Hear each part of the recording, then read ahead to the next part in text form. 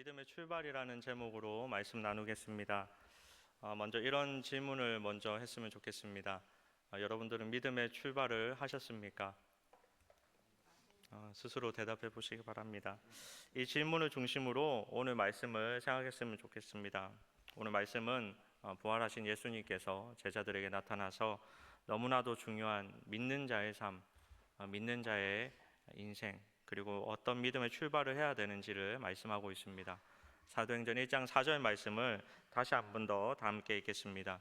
사도와 함께 모이사 그들에게 분부하여 이르시되 예루살렘을 떠나지 말고 내게서 들은 바 아버지께서 약속하신 것을 기다리라. 아멘.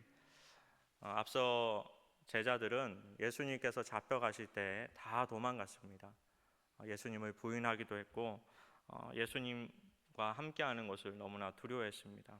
하지만 제자들은 그것으로 끝나는 것이 아니라 예수님을 만나게 되었고 또 예수님의 말씀을 들었습니다. 그리고 이제는 말씀을 쫓아가는 인생을 살았습니다. 저와 여러분도 마찬가지라 생각합니다. 예수님과 멀어지려고 도망도 가보고 또 부인도 해보고 부끄러운 삶을 어쩌면 살았을지 모릅니다. 하지만 저와 여러분은 예수님을 만났습니다. 그리고 예수님의 말씀을 듣고 살아가고 있고 또 그 말씀대로 살기 위하여서 지금도 이 자리에서 기도하며 말씀 들으며 살아가고 있습니다. 그래서 우리는 지금의 모습보다는 더 나은 출발, 믿음의 출발, 새로운 출발을 해야 하는 것입니다. 저와 여러분이 더 나은 출발로 더 나은 인생으로 살아가시기를 주님의 이름으로 축복합니다. 그러기 위해서 우리가 세 가지를 꼭 기억했으면 좋겠습니다. 첫 번째는 예루살렘을 떠나지 말아야 합니다. 예루살렘을 떠나지 말아야 합니다. 4절 말씀에 보면 예수님께서 예루살렘을 떠나지 말라라고 말씀하고 있습니다. 예루살렘은 성전이 있는 곳이고 거룩한 곳입니다. 또 예루살렘은 예수님께서 잡히신 곳이기도 하고 또 예수님께서 부활하신 곳이기도 합니다. 마가 요한은 잡히시는 예수님을 뒤따라가다가 혹시나 자신들도 잡힐까봐 예수님을 떠나가 버렸던 사람들이고 또 생명을 다해서 목숨을 다 바쳐 예수님을 따르겠다라고 고백했던 베드로 역시 예수님을 3번이나 부인하게 됩니다. 예수님은 그런 제자들에게 이렇게 말씀합니다. 예루살렘을 떠나지 말라. 성도 여러분, 이것이 무슨 의미입니까? 예루살렘이 어떤 의미가 있습니까? 참된 신앙은 두려움을 피하는 것이 아니라 두려움을 극복하고 이겨내는 것이다 라는 것을 말해주고 있습니다.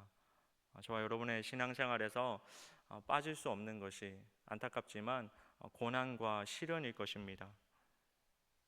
이 고난을 두려워한다는 것은 곧 신앙이 위협받고 있다는 것이고 또 그것이 계속되다 보면 믿음을 포기하는 데까지 이르게 되는 것입니다.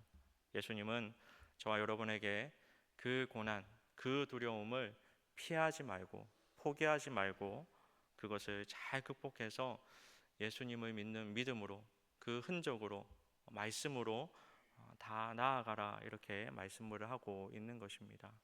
사랑하는 여러분, 예루살렘을 떠나지 않고 있습니까?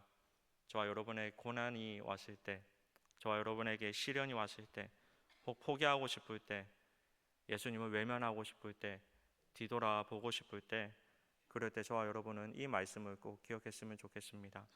예루살렘을 떠나지 말라.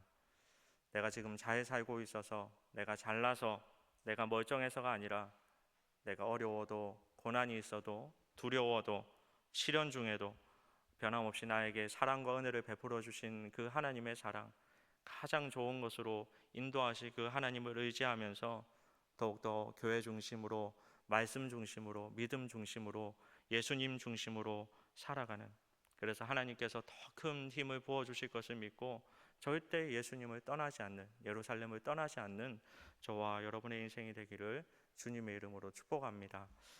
두 번째는 성령 충만의 삶을 살아야 한다 말씀하고 있습니다. 성령 충만의 삶을 살아야 한다 말씀합니다. 4절에 보면 아버지께서 약속하신 것을 기다리라, 아버지께서 약속하신 것을 기다리라 라고 말씀합니다. 여러분, 아버지께서 약속하신 것이 무엇입니까? 바로 성령입니다. 성도 여러분, 저와 여러분이 성령 충만하시기를 주님의 이름으로 축복합니다. 예수님께서는 예수님의 제자들은 오순절 다락방에서 예수님께서 말씀하신 성령을 받았습니다. 어떻게 받았습니까? 다락방에서 기도할 때, 말씀 나눌 때, 예수님을 기다릴 때, 오직 하나님만 의지할 때 성령이 임했던 것입니다. 여러분은 성령을 받았습니까? 여러분 성령 충만하고 싶으십니까? 누가복음 11장 13절 말씀을 우리 다 함께 읽겠습니다. 너희가 악할지라도 좋은 것을 자신에게 줄 알거든 하물며 너희 하늘 아버지께서 구하는 자에게 성령을 주시지 않겠느냐 하시니라. 아멘. 사도행전 6장 10절에는 스데반이 지혜와 성령으로 말미암아 그들이 능히 당하지 못하여라고 말씀합니다. 지혜와 성령으로 말미암아 그들이 능히 당하지 못하여. 하나님께 구할 때 우리는 성령 충만하게 될 줄 믿습니다. 또 성령의 사람은 세상이 능히 당하지 못하는 믿음의 승리의 삶을 사심을 여러분 믿으시기 바랍니다. 세례 요한의 때는 물로 세례를 주었지만 몇 날이 못 되어서 성령 세례를 말씀하셨습니다. 성령 세례는 성령 받아서 거듭나는 것을 말씀합니다. 오순절날 우리 사도들 또 120문도들 성령 세례를 받고 어떤 변화가 있었습니까? 그들의 언어가 변화되었습니다. 그들의 생각이 바뀌었습니다. 가치관이 바뀌었습니다. 성령 세례를 받기 전에 제자들은 비겁하고 예수님을 부인하고 예수님을 떠나갔고 자신만 살려고 애를 썼지만 성령을 받은 후부터는 예수님과 더 가까이 하며 두려워하지 않고 승리하며 강하고 담대하여 자신의 목숨보다 예수님을, 자신의 목숨보다 영원한 생명을 더 쫓아 살아갔던 인생을 살아가고 또 변화되었습니다. 저와 여러분에게도 그런 변화가 있기를 주님의 이름으로 축복합니다. 고린도전서 12장 7절에서 11절 말씀을 제가 읽어드리겠습니다. 각 사람에게 성령을 나타내심은 유익하게 하려 하심이라. 어떤 사람에게는 성령으로 말미암아 지혜의 말씀을, 어떤 사람에게는 같은 성령을 따라 지식의 말씀을, 다른 사람에게는 같은 성령으로 믿음을, 어떤 사람에게는 한 성령으로 병 고치는 은사를, 어떤 사람에게는 능력 행함을, 어떤 사람에게는 예언함을, 어떤 사람에게는 영들 분별함을, 다른 사람에게는 각종 방언 말함을, 어떤 사람에게는 방언들 통역함을 주시나니 이 모든 일은 같은 한 성령이 행하사 그의 뜻대로 각 사람에게 나누어 주시는 것이니라. 아멘. 사랑하는 여러분, 이 성령의 세례, 성령 충만한 삶을 살아가시기를 다시 한 번 더 주님의 이름으로 축복합니다.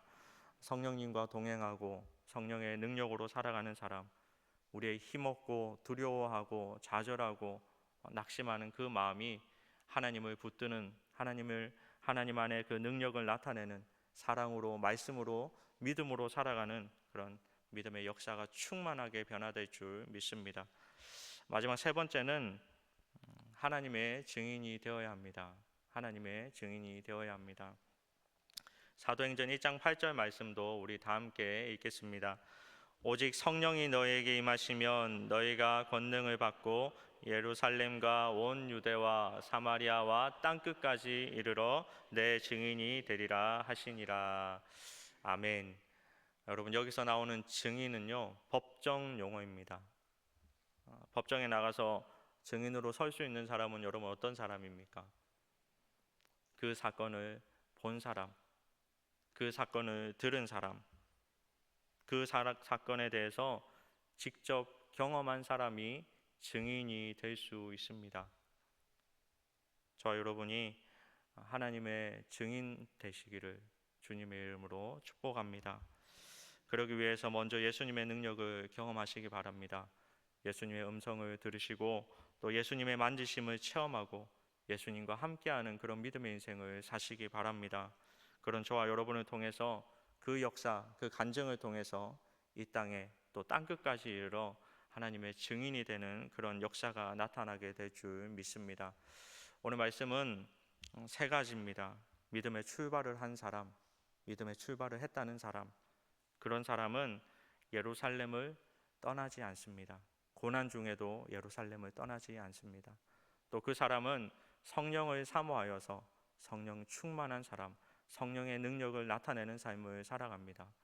그리고 자연스럽게 그런 사람은 예수님을 증거하는 그런 인생을 살게 됩니다.